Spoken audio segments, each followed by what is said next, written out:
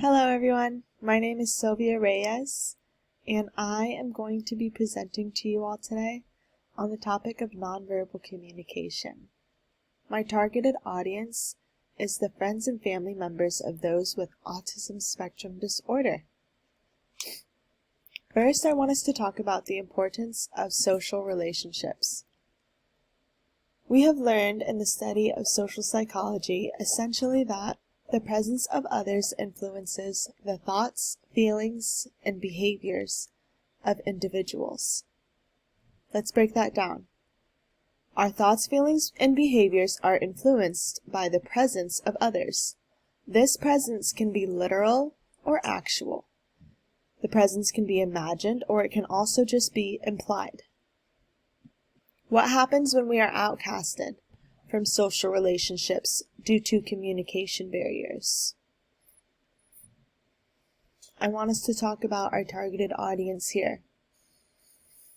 The chances are very high that each of us here knows somebody that has been diagnosed with autism spectrum disorder, which is also known as ASD.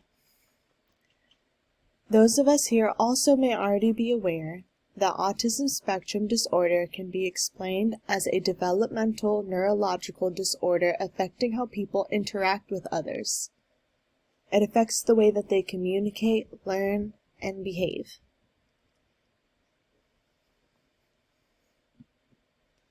Symptoms may include delayed language, cognitive, and learning skills. They can be diagnosed as early as 2 years of age, which is why it has also been known as a developmental disorder. It is also very common for those with ASD to have very unusual emotional reactions to stimuli, as you may see if you have ever witnessed tantrums that you don't understand the cause of. Another symptom of ASD is not only do those that are diagnosed with autism struggle to create facial expressions on themselves and show them, they also experience difficulty interpreting them on others. Of the few symptoms we've reviewed, it's obvious to show how social relationships can be much harder for this group to achieve.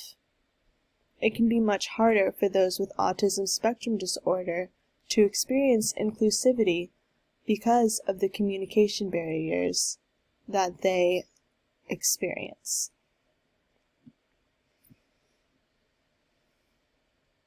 Especially when nonverbal communication has been identified as a key role in social relationships. I have an example, a prime example, of nonverbal communication in this mime right here. As we may know, a mime uses theatrical technique to suggest action or character, emotion without words, and they only use gestures, expressions, and movements. More examples of nonverbal communication can include eye contact, which makes connection more engaging and helps with concentration. It also appears for the listener and the speaker to be more confident. A lack of eye contact is unengaging and causes disconnect.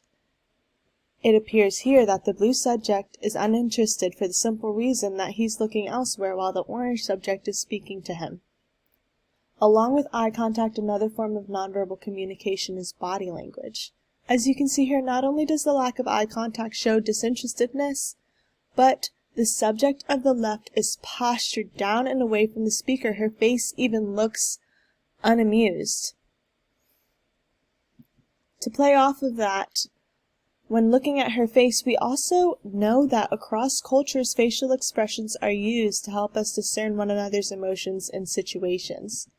These nonverbal cues we've spoken about, eye contact, body language, and facial expression interpretation, all come second nature for a lot of us to pick up on, and in this picture with no words we can see discomfort, welcomeness, and aggression.